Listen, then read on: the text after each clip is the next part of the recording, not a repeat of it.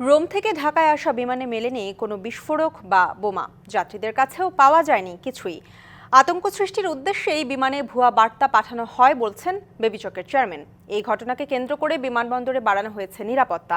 এর আগে ভোরে এপিবিএনের অফিসিয়াল হোয়াটসঅ্যাপ নম্বরে ইতালি থেকে বাংলাদেশে আসা ওই ফ্লাইটে বোমা আছে বলে হুমকি আসে পাকিস্তানি একটি নম্বর থেকে। বুধবার ভোরে শাহজালাল আন্তর্জাতিক বিমানবন্দরে এপিবিএনের ডিটি অফিসারের হোয়াটসঅ্যাপে আসে একটি বেনামি বার্তা। বলা হয়, ইতালির রোম থেকে ঢাকার উদ্দেশ্যে রওনা দেয়া বাংলাদেশ বিমানের BG356 ফ্লাইটে আছে 34 কেজি উচ্চ মাত্রার বিস্ফোরক। এরপর থেকেই ছড়িয়ে পড়ে আতঙ্ক, বিমানবন্দরে বৃদ্ধি করা হয় নিরাপত্তা। এমন পরিস্থিতির মধ্যেই সকাল 9টা 20 মিনিটে অবতরণ করে বিমানটি। সাথে সাথেই নামিয়ে আনা হয় যাত্রীদের, চলে তল্লাশি। বাইরে তখন অপেক্ষায় আতঙ্কিত যাত্রীদের স্বজনরা। সকালে 9:30 বাজে একবার ফোন দিছে যে নামছি, সেভ আছে। কি জানি একটা সমস্যা হয়েছে, হয়তো দেরি হবে, আমরা নিরাপদ জায়গায় আছি। বিমানটির ভেতরে তল্লাশি শেষে দুপুর 2টার দিকে বেরিয়ে আসেন যাত্রীরা। জানান, বিমানটিতে থাকা অবস্থায় বোমার বিষয়ে কিছুই জানতেন না। তবে নামার পর এমন খবরে আতঙ্কিত হয়ে পড়েন তারা।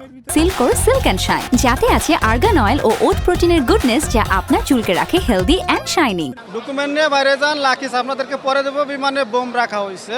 বোমা কথা বলছে পরে আইসা, নামার পরে আর কি, বিমানের ভিতরে বসে বলে না। বোমা বলতে ফেক। ইতালি থেকে একটা বোম কি একটা বেলেট যদি আনেন না ভাই, আপনার জামা কাপড় খুলে চেক করাইবো।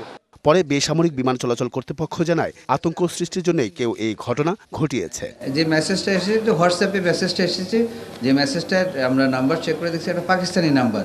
তো হোয়াটসঅ্যাপ মেসেজ তো আপনি কোথায়, এখানে বসেও পাকিস্তানি নাম্বারে হোয়াটসঅ্যাপ মেসেজ দিতে পারেন না। উনি সাসপেক্ট হচ্ছে কোথাতে উঠছে, দুজনের কথা বলেছে, হতে পারে বা এইটাই, এবং এই ধরনের লাগেজ হতে পারে। এই লাগেজের একটা ছবিও দিয়েছে, এই ধরনের লাগেজ।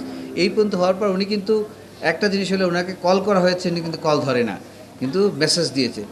এদিকে রাজধানীতে এক মতবিনিময় সভায় বিমানে বোমাতঙ্কের মিথ্যা সংবাদে জড়িতদের শনাক্ত করে ব্যবস্থা নেওয়া হবে বলে জানিয়েছে স্বরাষ্ট্র উপদেষ্টা। কোনো কিছুই তো হয় নাই, ওটা একটা মিথ্যা সংবাদের ভিত্তিতে শনাক্ত করার চেষ্টা করা হচ্ছে এবং শনাক্ত করলে তাদের আইনের আওতায় আনা হবে। ইতালির স্থানীয় সময় মঙ্গলবার রাত 8টায় রোম থেকে 250 যাত্রী ও 13 জন ক্রু নিয়ে ঢাকার উদ্দেশ্যে ছেড়ে আসে বিমানটি।